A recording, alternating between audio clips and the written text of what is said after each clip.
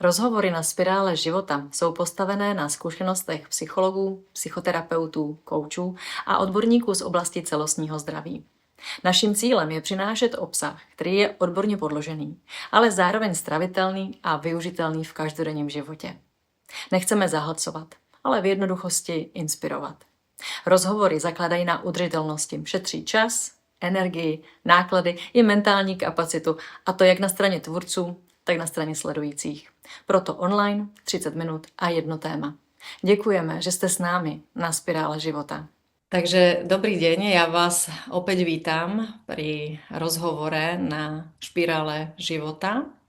A môjim hosťom je Peter Šuník, čo znamená, že budem zase rozprávať slovensky, pretože Peter je Slovák, psychológ, vzťahový psychoterapeut a veľmi nám dáva zmysel sa spoločne rozprávať o témach, ktoré sa nás týkajú a máme ich vo svojej psychoterapeutickej praxi. A my máme už spolu 2 rozhovory natočené. Prvý je taký ľahký, taký soft na téma tetovanie u psychologa, ale druhý už je vážnejší a je to manipulácia vo vzťahu. A to ak sa bavíme o súkromnej sfére alebo aj profesnej sfére, pretože tento fenomén sa samozrejme týka aj oblasti pracovných vzťahov. Takže ja ti, Peter, veľmi ďakujem, že si opäť prijal pozvanie do rozhovoru a že spolu točíme. Ďakujem, ja ďakujem. A dneska sme sa dohodli, že budeme sa rozprávať o takej druhej časti. Prvá bola venovaná tomu, aké rôzne typy manipulácia manipulátorov môžeme rozpoznávať. A dneska ideme na druhú stranu, to znamená, ako sa nám v tom vzťahu darí, ako sa cítime. A my sme ten diel nazvali Ako sa varí žaba, pretože tento prímer veľmi, veľmi naozaj kopíruje alebo veľmi je dobrým obrazom pre vzťah s manipulátorom. Takže Peter, poďme sa do toho pustiť. Skutočne, keď tú žabku hodíme do studenej vody, ona sa veľmi teší, ona sa raduje a stejne tak ako my nepoznáme, že ideme do vzťahu s manipulátorom, že sa nás to bude týkať. Takže poďme sa pozrieť možno na také tie fáze, alebo čo je dôležité si uvedomiť v tomto vzťahu, možno aj preto, že keď už zistíme, že sa nás to týka, tak potom, aby sme vedeli, čo s tým. A my budeme samozrejme pokračovať v ďalších rozhovoroch, budeme mať ďalšie diely. No. Neviem ani, kde to úplne uchopiť takto na začiatku, ale to varenie žaby je silná metafora, pretože tak ako si spomínala, to na začiatku to vyzerá veľmi pekne. Na začiatku dostáva človek veľa pozorností, veľkú intenzitu lásky, veľa blízkostí, rôzne darčeky. Dokonca tí manipulátori sú veľmi komunikačne aj osobnostne častokrát zdatní v tom, že vedia rozpoznať ten jazyk lásky, ktorý tá partnerka alebo ten partner potrebuje. A vie mu tomu partnerovi týmto ponúknuť taký pocit výnimočnosti. A ten pocit výnimočnosti na mojej strane, obete v úvodzovkách, je ten, že konečne je tu niekto, kto ma chápe. Je to niečo výnimočné. Zatiaľ som to nikdy nezažila. Sorry, že hovorím v ženskom rode, ale väčšinou mám ženy klientky, tak som na to tak zvyknutý, že aj ja, keď reprodukujem, tak to tak v ženskom rode hovorím, aby to bolo ešte silnejšie pre nich to počuť. Takže pocit výnimočnosti. No a ono sa to postupne mení, pretože ten manipulátor, už si nepamätám, či som minule hovoril, ale taká základná logika, ktorú ja mám odpozorovanú, je to, že ten manipulátor sa necíti úplne dobre vo svojej koži. A tá logika je tá, že ja sa cítim zle, cíť sa zle aj ty. A toto je veľmi zvláštna vec, pretože paradoxne ten človek by mohol, ten manipulátor by sa mohol liečiť v tom vzťahu, ale nelieči sa, ale paradoxne využíva ten vzťah na to, aby dosiahol niečo, ja neviem, dosiahol. Čiže ten obrovský pocit výnimočnosti a tá pozornosť a to, čo som hovoril, sa postupne mení. A začínajú také tie podpasovky. Ako taká drobná kritika. Ešte vlastne, než začneme pridávať uhlíky pod kotlík, hej, Tak v tej fáze, ako si ty perfektne popísal, ja s tebou absolútne súhlasím, tým, že ty máš tie viacej vzťahové témy, tak Mhm. ja musím povedať, že v mojej praxi tiež prevažujú vzťahové témy, aj keď prichádza jednotlivec. Takže mám väčšinou toho práve, kto tú manipuláciu zažíva. A ja tam vždycky vlastne vidím s tými ľuďmi a chcem im to nasvietiť, aby oni uvedeli, že ich pravdepodobne čaká lekcia. Hej, keď si rozprával o tom, že vlastne on by sa tam mohol potenciálne liečiť, chcela by som, aby aj naši poslucháči počuli, že my sa tam máme tiež možnosť potenciálne liečiť, aj keď to bude veľmi ťažké zadanie, nebude to jednoduchá lekcia. Ale že ja tam pravdepodobne idem preto, lebo ja mám nejaké zážitky, prežitky, nejaké skúsenosti zo svojho rodinného systému a pravdepodobne tam máme niečo v nedostatočnosti. Preto sme ochotní Mhm. ísť do lekcie s manipulátorom, aby sme napríklad pochopili vlastnú sebahodnotu, sebaúctu, sebalásku, aby sme vzbudili buď seba záchovy, aby sme si dokázali lepšie nastaviť hranice, aby sme povedali, tak toto už nie. Toto pravdepodobne nevieme, a Mhm. ideme sa to učiť a samozrejme, že keby nám niekto povedal, že ideme do takto ťažkej lekcie, do toho nepôjdeme a preto je tu tá prvá fáza toho okúzlenia, pretože veľmi často tie manipulácie sú veľmi kúzelné osobnosti, také hviezdy typy. Takže Peťo, vidíš to aj ty tam, že máme tie predispozície aj z tých rodinných systémov? Obrovský, obrovský. Ja dokonca, keď tu sedí niekto na terapii, tak si zvyknem pri tom písať Mhm. a robiť taký diagram, že to tam celé rozpíšem a dám to do takých obláčikov a všetkých a dávam to. A potom to na záver, ja to tomu klientovi ja poviem, že teraz si budem písať, ale ja vám to potom na záver dám, aby ste videli, že v čom sa ten systém, v ktorom sa nachádzate. A tie detské situácie, tie sú strašne dôležité a skoro úplne, že je to pravidlo. Aj keď si myslím, že do toxických vzťahov sa vieme dostať aj vtedy, ak máme detstvo, OK, ale natrafíme na nejakého hajzlíka. A, a, a tie detské situácie vedú k tomu, že sa neskôr tolerujú toxické vzťahy, alebo sa strácame v tých manipulatívnych vzťahoch, pretože v detstve zažívame, ja viem, že asi sa tomuto budeme venovať ešte možno hlbšie, ale napríklad keď zažívame podmienenú lásku v detstve, podmienená láska znamená,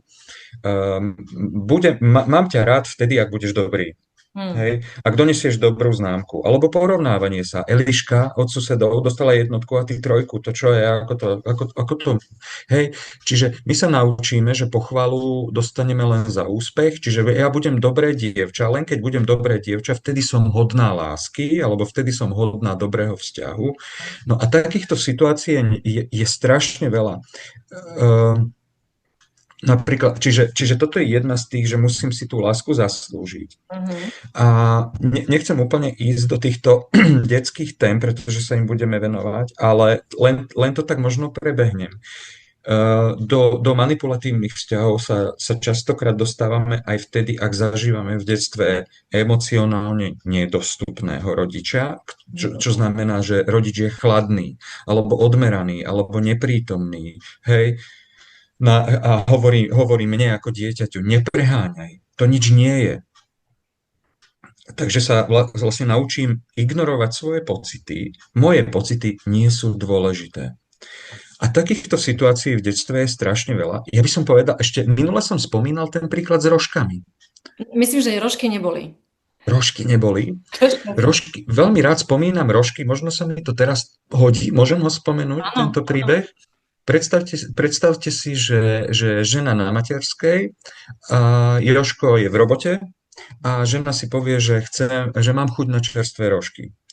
A hovorí si, že no tak má vlastne dve možnosti na výber. Buď tomu Jožkovi zavolá, alebo častokrát vidím to, a toto je reálny príklad z praxe. Možno niekomu si povie, že toto nie je možné, že toto sa deje na tom, deje sa to. A súvisí to s manipuláciou. A ja to hneď vysvetlím.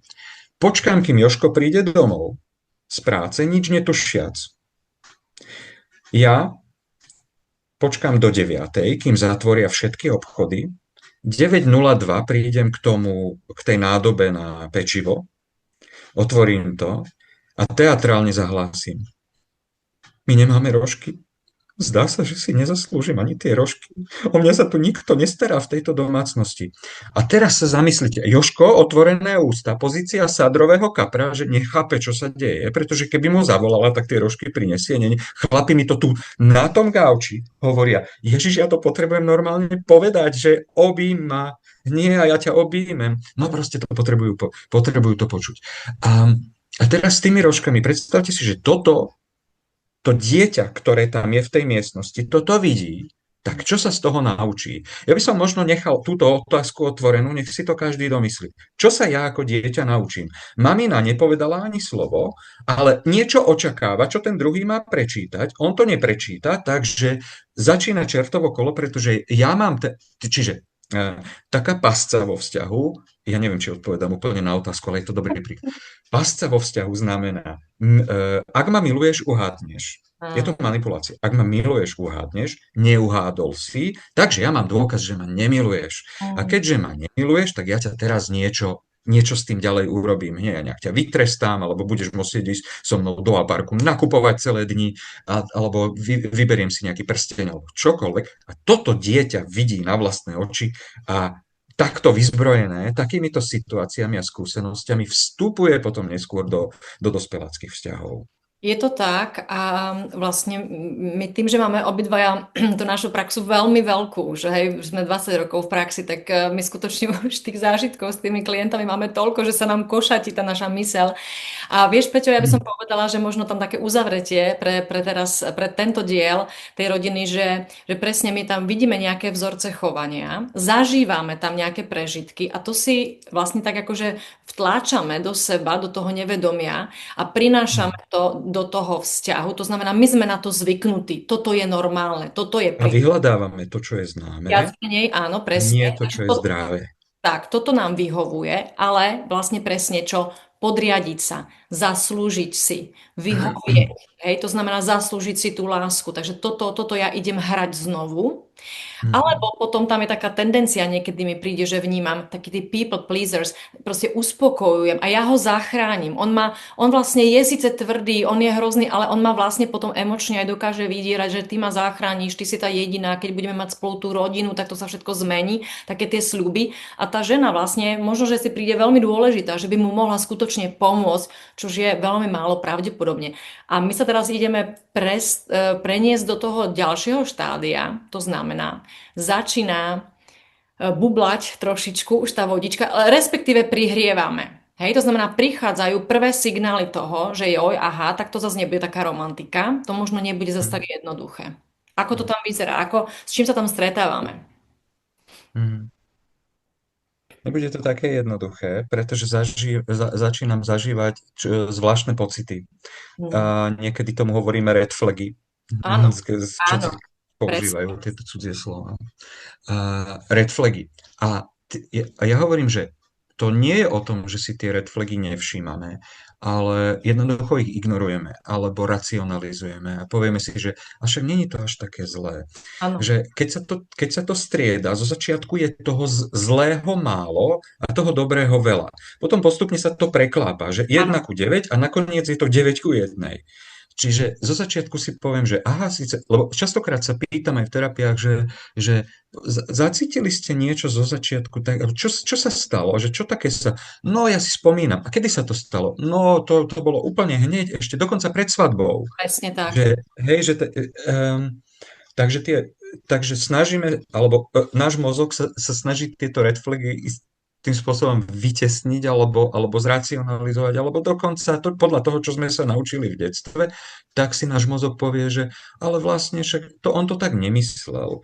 On to asi myslel dobre, veď je to vlastne dobrý človek. No vždy, keď počujem, že je to vlastne dobrý človek, tak už mi tam blikajú kontrolky, že niečo, že vlastne by to mohlo byť, že dobré. Čiže takto postupne.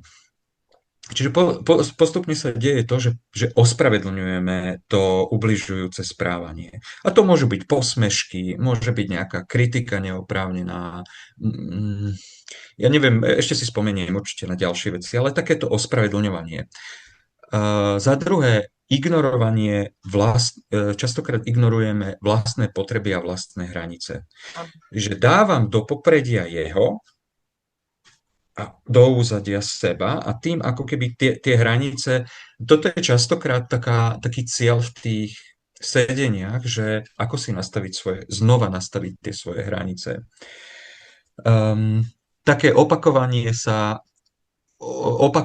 vracanie sa po pohádkach. Častokrát je to o tom, že ten manipulátor zo začiatku to robievajú, že práve, že oni sa snažia a potom mi to vyčítajú. Potom to vyčítajú, že snažím sa vrátiť, že udobríme sa zase a všetko bude zase v poriadku, ale potom to prestanú robiť a tá obeť to vlastne musí to aktívne vytvárať. Áno, a niekedy možno, že aj vrácia takéto, že ale vedia pozri sa, čo som pre teba všetko spravil. Hej, No, koľko to je som jasné. toho No, dostala, hej, no, takže ešte no, vrácia späť tú minulosť, ktorá bola veľmi účelová pre toho áno, manipulátora, áno. často nevedomo, ale akože však predsa budeš teraz poslúchať, lebo však ideš so mnou držať ten krok, hej, poďme to hrať ďalej. A Hej, práve tými lenže tu sa začnú aktivovať vďaka tým red flagom vlastne tie no, staré vzorce. A ten mhm. starý vzorec samozrejme je vydrž, lebo v rodine, keď je to dieťa malé, nemôže za seba bojovať, nemôže utiecť z domu, to znamená, môže iba vydržať. To sú tie 3 stratégie na zvládanie stresu. To dieťa skutočne sa naučí veľmi dobre vydržať v tom systéme, nech to vidí u rodičov, alebo sa ho to veľmi dotýka, vždycky sa ho to dotýka, a je zvyknuté držať. Takzvané hubo a krok, prispôsobiť sa. No a čo je na tom najpekelnejšie, je, že toto je stratégia prežitia. To znamená, že my máme zafixované, že veď ale ono sa to dá zvládnuť prežiť a skutočne sme to prežili, takže my máme pocit istoty. Že keď ja takto toto budem vydržovať, keď ja toto zvládnem, tak ja to prežijem. Ja si nedokážem vôbec predstaviť, že sú iné formy za prvé zvládania, že vôbec existuje za seba bojovať, že existuje odísť, že oni to nevedia. Ježiši, a ja musím No, povedz. úprimne povedať ako človek, že mne to niekedy príde hrozne ľúto, keď vidím, že tu sedí dáma, ktorá hovorí o tom, že pre mňa je smútok norma. No.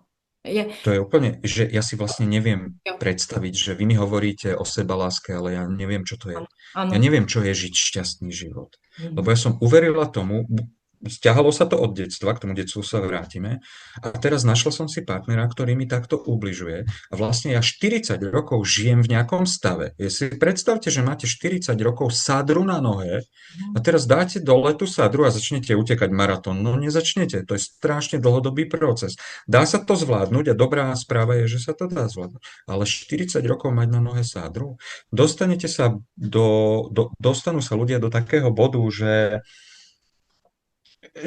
ono to pôsobí ako norma. Toto je to, čo poznám. Toto je to poznané. Tak, ako si povedala.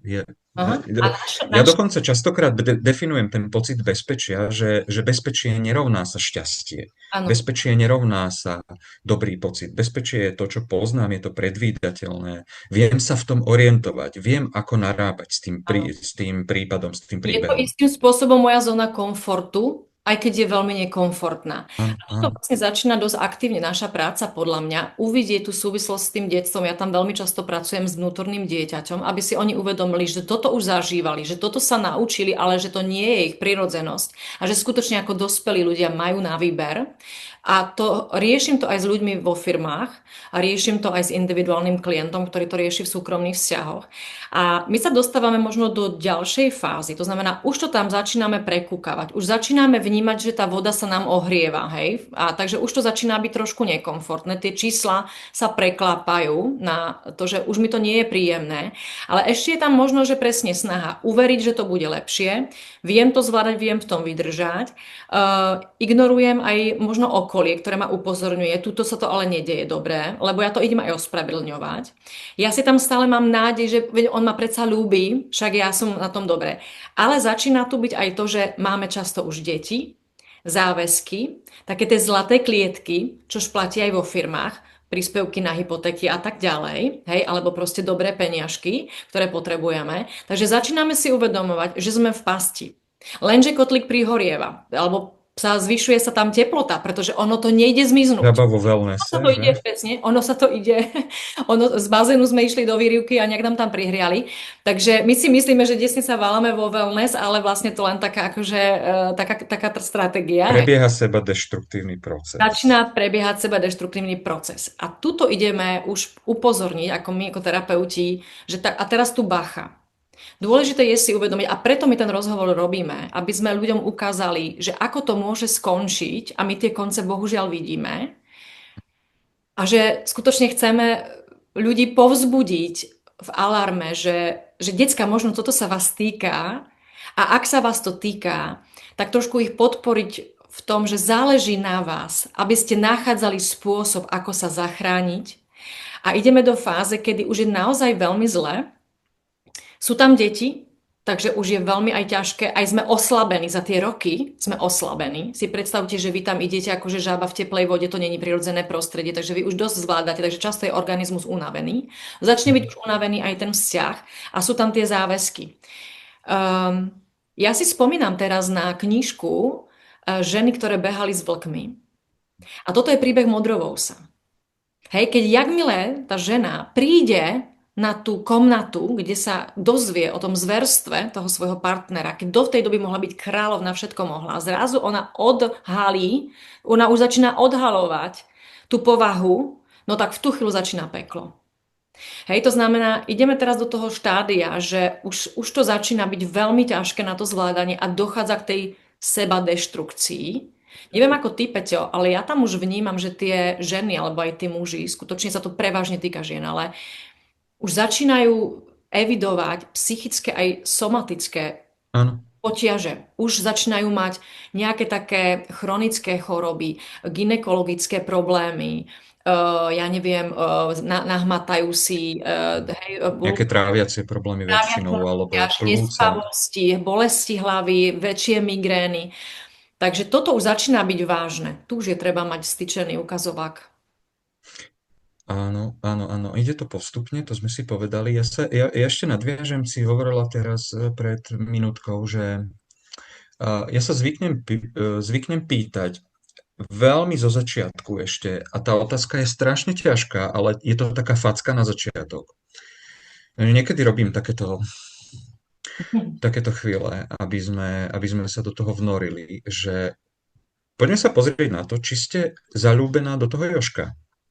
Alebo ste zalúbená do tej ilúzie toho Jožka, alebo ste zalúbená do toho pocitu lásky, do toho pocitu, ktorý je tak pekný, ktorému sa oplatilo veriť celé tie roky. Oplatí sa mi veriť tej ilúzii.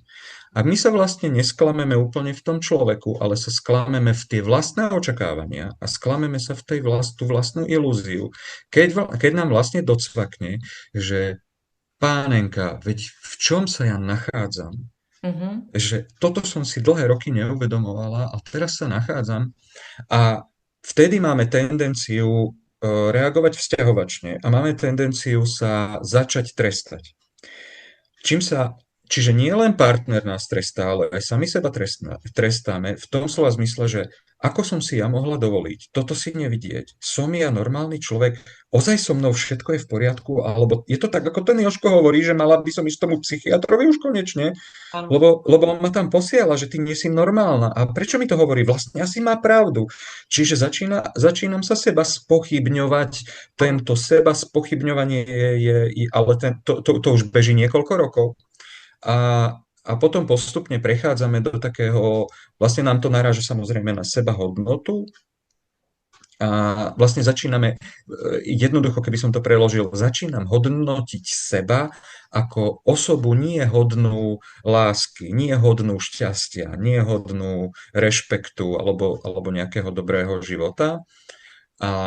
A toto sú veľmi, veľmi ťažké momenty, kedy si to ľudia uvedomujú, kedy prechádzame tými situáciami, ako sa to deje, prechádzame si tie interakcie, či už na úrovni párovej terapie, alebo aj na individuálnej, tak neviem, či som odpovedal. Nie, veľmi, veľmi s tebou súhlasím a toto je extrémne dôležité uvedomenie, že tam začína tá sebapochybnosť, že tak ja to asi neviem lepšie zvládať, asi zlyhávam v tom, asi som to nedokázala ho uzdraviť, alebo tomu pomôcť, alebo to vydržať. To znamená, toto je veľmi ťažká fáza, taká ochota k seba deštrukcii, o čom sa my budeme baviť v ďalšom dieli, ktorý máme naplánovaný. Ale tiež tam dochádza k takému pádu tej ilúzie lásky. Takže on ma nemiluje? Takže to není pravda. A tam narážame na téma sebalásky. No moja zlatá, môj zlatý, nie je možné zažívať skutočnú lásku, ak my sme tiež v nedostatku lásky. A tuto začíname, aspoň ja, veľmi intenzívne pracovať na téme sebalásky. To znamená tomu, čo je oproti tej ochote k seba deštrukcii, prestať byť ochotná sa terorizovať, uvidieť, že v čom som, začať odkladať už veľmi husto tie rúžové okuliare a pozrieť sa, nie, tuto sa skutočne varíš. Skutočne už toto je zlé a je z toho treba vystúpiť. A tu sa ja dostávam k veľmi ťažkej otázke. Peter, neviem, či si to zažil, ale ja zažívam teraz aj v poslednej dobe, je to aktuálny príbeh.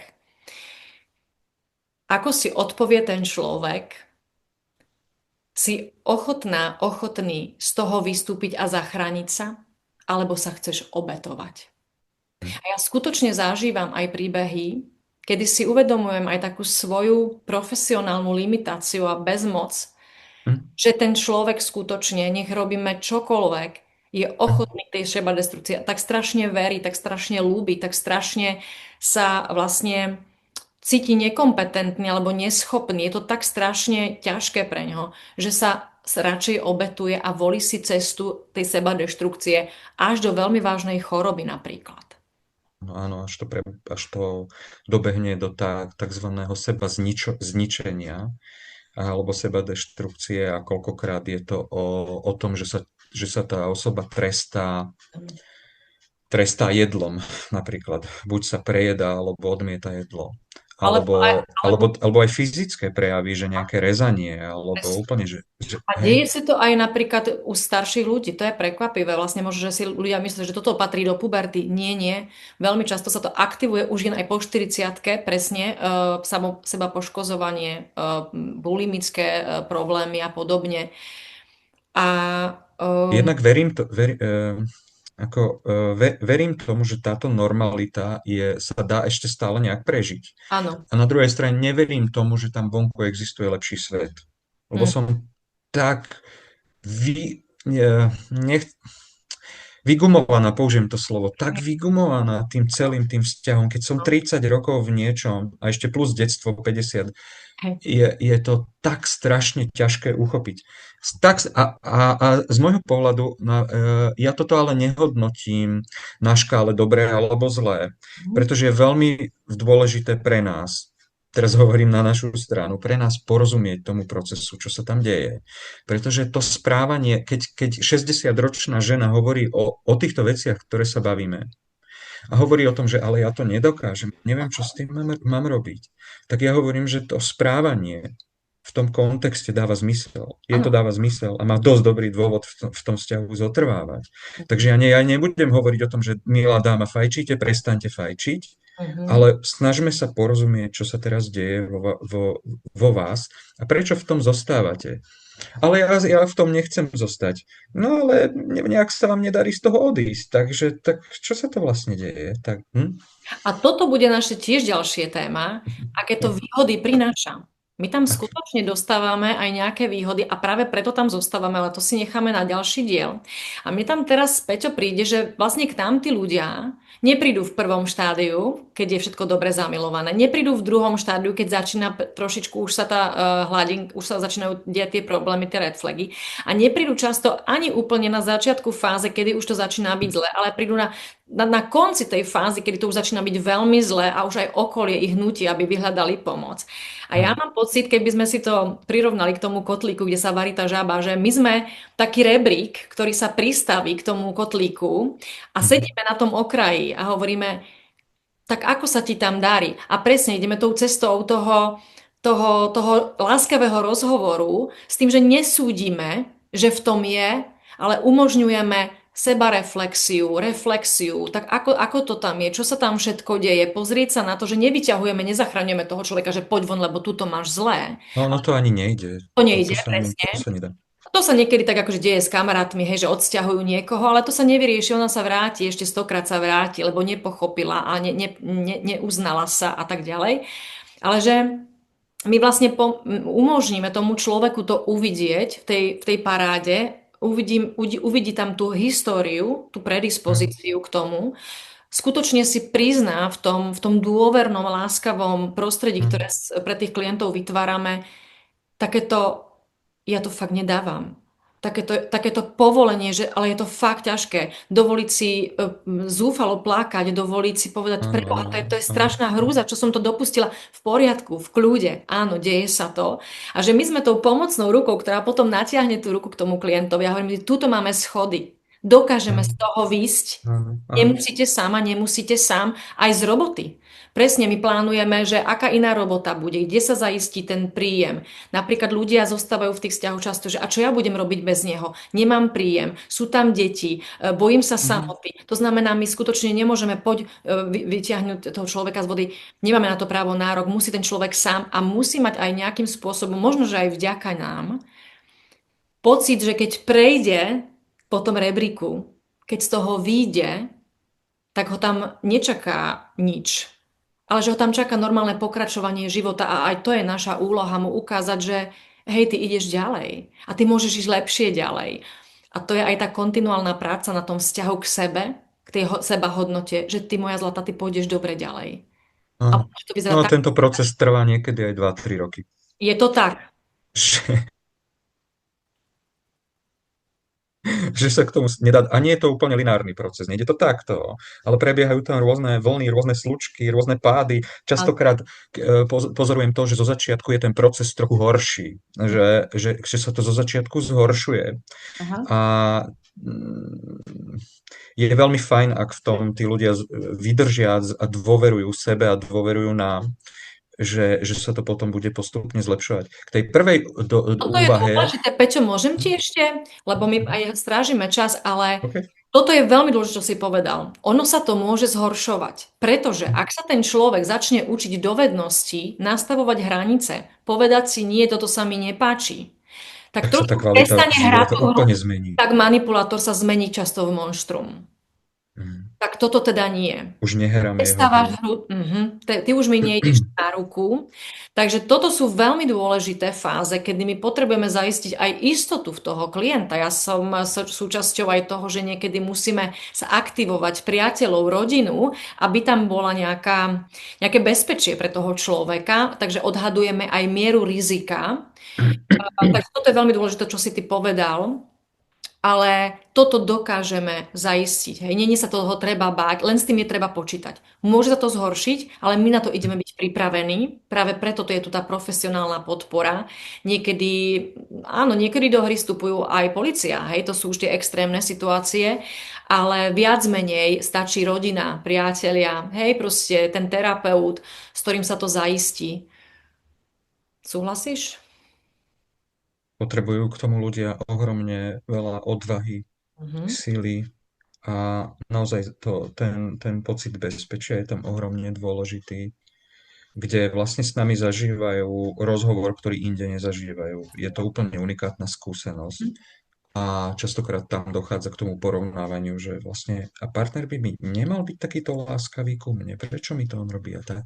Mhm. Takže, no, Je to tak a vlastne my aj tým, že sa dneska budeme blížiť k záveru nášho vlastne rozhovoru a sľubujeme, že budeme pokračovať, pretože téma je veľmi veľká, veľmi dôležitá, tak ja tým ženám aj mužom hovorím, nie ste jediní, ktorým sa to deje, ste v poriadku, do tejto situácii sa dokážeme dostať všetci, ale dôležité je, že tu riešenie je a sú tu pred vami tí, ktorí už sú pár krokov dopredu a posielajú správu, že poď. Poď, lebo to stojí za to a ty stojíš za to. Si dôležitá a si dôležitý, aby si mohol žiť lepší život. Áno, zadarmo to není. Budeme trošku pracovať, budeme trošku hádzať lopatou, hej, že budeme pracovať, ale stojí to za to. niekedy zvyknem tak motivačne Mhm. prečítať e-mail bývalej klientky. OK. že kam sa dostala po pol Áno, roku alebo po roku, keď mi dá nejakú spätnú väzbu, áno, napíše mi to. A tak pre toho človeka, ktorý tu sedí na tom gauči, je to stále také veľmi ťažko uchopiteľné, ale áno. je to, hovorím, toto je reálna situácia, kde môžete vybiť Mhm. o 2 roky, ale nebudeme tam za 2 dní. My Áno. nemôžeme, ani sa to nedá, my nemôžeme robiť veľké kroky. Žabu, keď vytiahnem, ja dokonca častokrát tvrdím, že keby som tú žabu z toho wellnessu vytiahol, ona by možno skapala na tom, na vonku. Za Že to prvé, sa nedá. za pár rokov vytvoriť ten istý vzťahový kontext. To znamená, my sa potrebujeme učiť. My potrebujeme sa učiť, my potrebujeme na tom nárast. Je to potenciálne veľmi transformačná životná skúsenosť, tak to by som to ja brala, takto ja to ponímam. A vlastne náš prvý diel, rozpoznať, s kým mám tú česť, a dnešný diel, ako sa ja cítim a rozpoznať, ako mne je v tej mojej životnej vzťahovej situácii. To sú také tie prvé také diagnostické témy. A ja by som povedala, že môj taký odkaz dneška je, že poďme nedramatizovať. Áno, v niektorých situáciách je dobre dramatizovať, lebo už je veľmi zlé, takže tam ja tiež hasím požiar, ja som tam veľmi, veľmi, veľmi dramatická sama a hovorím, nie, tak toto už nejdeme vydržať, toto už je za hranou, hej, aj také situácie sú, takže veľmi rýchlo Mm. jednáme. Ale v prípade, že sa nejde nejaké veľké dráma, tak nedramatizovať, ale začať si uvedomovať, že toto sa ma týka a nepodceňovať to, lebo ten vývoj pravdepodobne sa sám od seba nezlepší, ale že Nezlepší. hľadať cestu k tomu, identifikovať to a hľadať cestu k tomu, aby sme mohli teda touto skúsenosťou prejsť, zachrániť sa, ochrániť sa, nie len seba, ale aj prípadne tie deti, ktoré sú súčasťou a dať sebe aj možno tým deťom možnosť skutočne sa z toho vybabrať a Väčšinou sa to žiť naozaj lepšie. samé od seba nezlepší. A si Zlepším. zoberte, že máte 20-30 rokov skúseností s týmto človekom. To znamená, že máte 30 rokov dôkazov, ako to funguje, akým spôsobom. Čiže to sa to samé od seba.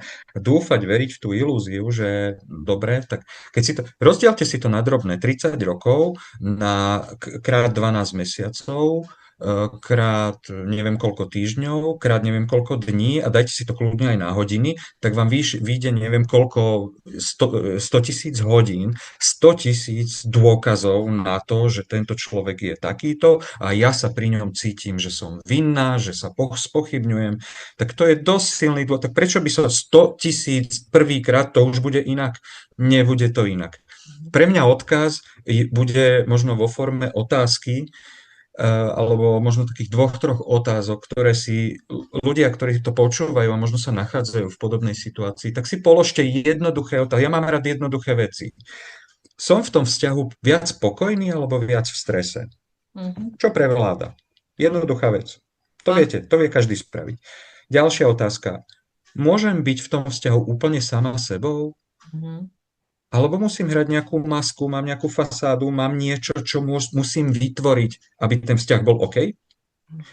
A tretia jednoduchá vec, ktorá je vlastne tiež ťažká, je cítim sa byť rešpektovaný, rešpektovaná v tom vzťahu dlhodobo alebo iba občas. Áno. Stačí na začiatok. Ideme Veľ- postup. Veľmi s tebou súhlasím. A toto sú otázky, ktoré sú takým premostením k ďalšiemu nášmu rozhovoru. A ešte by som povedala, lebo niekedy ľudia, ty si krásne dokonca matematicky vyjadril, ako dlho v tom môžeme žiť. A aby sme z toho nechytili depku, tak ja tým ľuďom veľmi rada hovorím, že sľubujem a garantujem, že tá náprava, tá transformácia a to uzdravenie a to zlepšenie bude trvať nejakú cestu, nejaký čas, ale už nie tak dlho, ako sa dialo to doposiaľ. Že už to môžu byť skutočne otázka mesiacov, kedy sa vlastne tá situácia môže veľmi krásne pre toho človeka lepšiť práve preto, že už uvidí tú cestu, že môže byť iná, že si nechá pomôcť, že sa nechá previesť a hlavne, že bude ochotný to urobiť, tú zmenu pre seba, lebo za to stojí za to každý človek a je tu skutočne tá nádej, ktorú my aj terapeuti pre vás držíme. Aj vďaka tomu, že už máme niekoľko príbehov za sebou, kedy sa to podarilo a máme veľkú radosť z toho a je to tu pre každého z vás.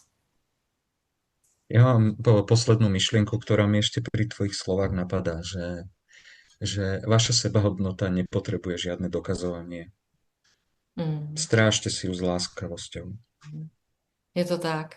A je to v našom pôvodnom nastavení. S týmto sme na ten svet prišli, takže my sa často vraciame k tomu najprirodzenejšiemu, najzákladnejšiemu nastaveniu toho človeka. Takže k tomu sa vraciame, k tej hodnote toho života, takého. Ja veľmi A pekne. ešte povedali sme, že čo bude ďalší diel. Ďalší diel bude v podstate ochota k seba deštrukcii, niečo takéto. My sme asi ešte názov Peťo nespravili, ale bude to OK, práve to, že dobre. prečo tak sme ochotní trpieť. Hej, že my pôjdeme ešte viac do tej terapeutickej hlbiny, aby tí ľudia si Do toho skutočne detstva možno uvedomili. viac. Do toho Mhm. detstva pôjdeme, lebo to tam vždycky je.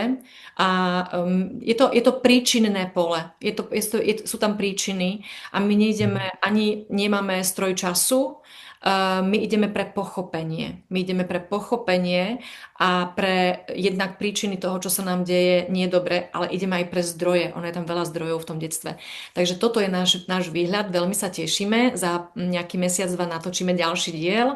A ja veľmi sa teším, Peter, z toho, že môžeme takto spolu tvoriť pre ľudí aj v étere, pretože tú našu robotu robíme v tej diskrétnosti každý deň, ale potom vlastne to, že to môžeme dostať medzi viacej ľudí, je taká nejaká naša osvetová povinnosť. Ďakujem, že ju môžeme spolu ísť.